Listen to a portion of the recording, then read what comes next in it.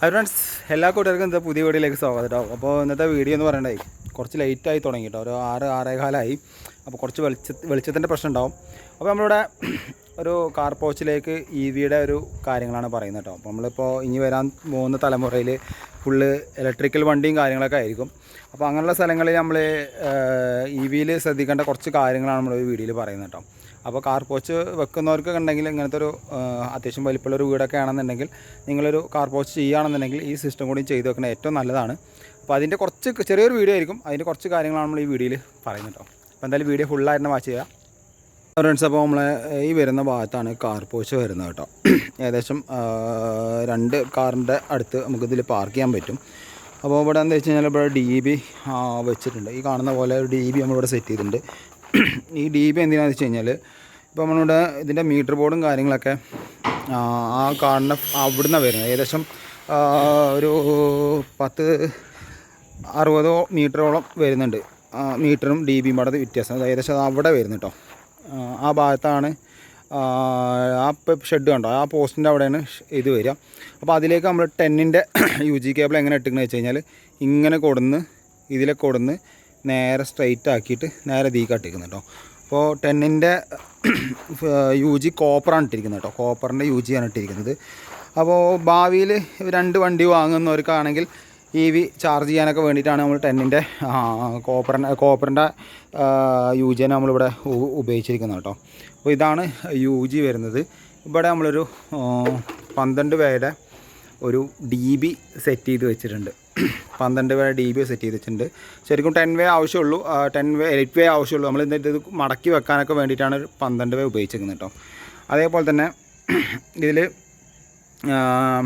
ഇതിൻ്റെ താഴ്ഭാഗത്ത് എന്താ വെച്ച് കഴിഞ്ഞാൽ ഈ ഒരു എർത്ത് കൊടുത്തിരിക്കണം. ഈ കോപ്പർ എന്തിനാണെന്ന് വെച്ച് കഴിഞ്ഞാൽ ഇതിൻ്റെ EVക്കുള്ള ഫാസ്റ്റ് ചാർജിങ് വരും. അപ്പോൾ അതിലേക്ക് കൊടുക്കാനുള്ള എർത്താണ് 10-ൻ്റെ കോപ്പറാണ് സെപ്പറേറ്റ് ആയിട്ട് അവിടെ ഇട്ടേച്ചിരിക്കുന്നത്.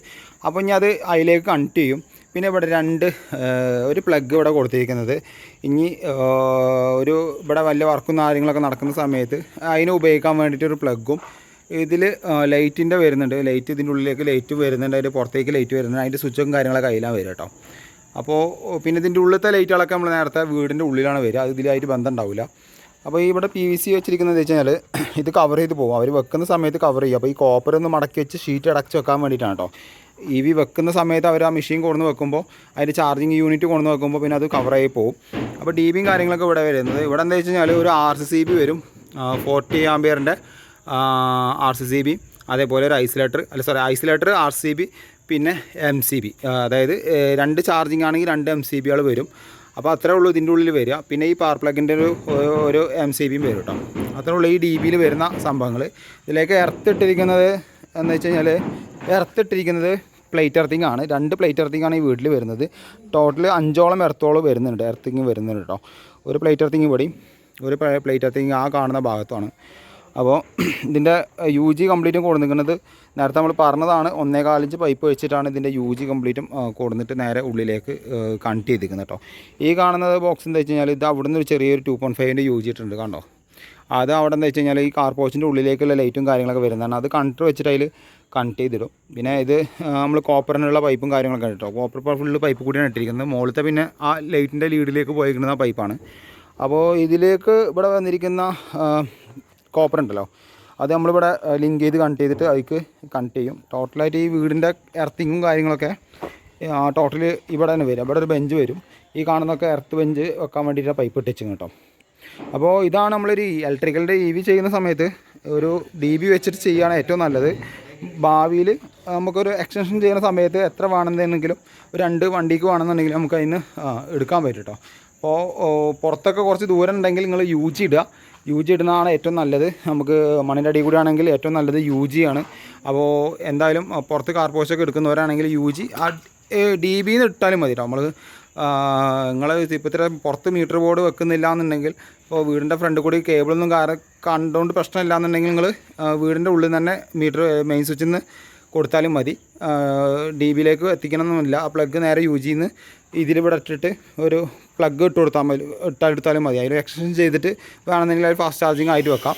DB കൊടുക്കുന്നത് എന്താ വെച്ച് കഴിഞ്ഞാൽ പറഞ്ഞല്ലോ, ഇത്ര വലിയൊരു കാർപോർച്ചൊക്കെ ആണെന്നുണ്ടെങ്കിൽ DB കൊടുക്കാൻ ഏറ്റവും നല്ലത്. അതിൽ നമ്മൾ ഒരു എക്സ്പെൻസ് പിന്നെ ഭാവിയിൽ കൊണ്ടുവരണ്ടല്ലോ വെച്ചിട്ടാണ് ഞാൻ ഇതിൽ പറഞ്ഞത് കേട്ടോ. അപ്പോൾ ഇനിയിപ്പോൾ എന്തായാലും ഈ വീടിൻ്റെ വയറിംഗ് ആണ് ഇപ്പോൾ സ്റ്റാർട്ടിങ് ആയിരിക്കണം ഫ്രണ്ട്സ്. അപ്പോൾ എല്ലാവർക്കും ഈ വീഡിയോ ഇഷ്ടപ്പെട്ടു എന്ന് ഞാൻ വിചാരിക്കുന്നുണ്ട്. അപ്പോൾ ഇനി അടുത്തത് ഇവിടുത്തെ വയറിംഗ് സ്റ്റാർട്ടിങ് ആയിട്ടോ. ഇനിയുള്ള വീഡിയോസിൽ ഒരു വീട് വയർ വലിക്കുമ്പോൾ എന്തെല്ലാം കാര്യങ്ങൾ ശ്രദ്ധിക്കണം അതിനെക്കുറിച്ചുള്ളതാണ് നമ്മൾ പറയുന്നത്. നമ്മളിപ്പോൾ ഈ കാണുന്ന വീട്ടിൽ പലരും ട്രോളാവാൻ വേണ്ടിയിട്ടുള്ളൊരു കണ്ടൻ്റ് ഒന്നുമല്ല കേട്ടോ. നമുക്ക് ഈ വീട്ടിൽ ഏകദേശം 7 RCBയോളം നമ്മളിവിടെ സെറ്റ് ചെയ്യുന്നുണ്ട്. അപ്പോൾ പലരും ചോദിക്കാറുണ്ട് എന്തിനാണ് ഇത്രത്തോനെ RCB നമ്മൾ സെറ്റ് ചെയ്യുന്നത് കേട്ടോ. അപ്പോൾ അതൊക്കെ നമ്മൾ ഇനി വരുന്ന വീഡിയോയിൽ കണ്ടിന്യൂ ആയിട്ട് പറയുന്നുണ്ടാവും.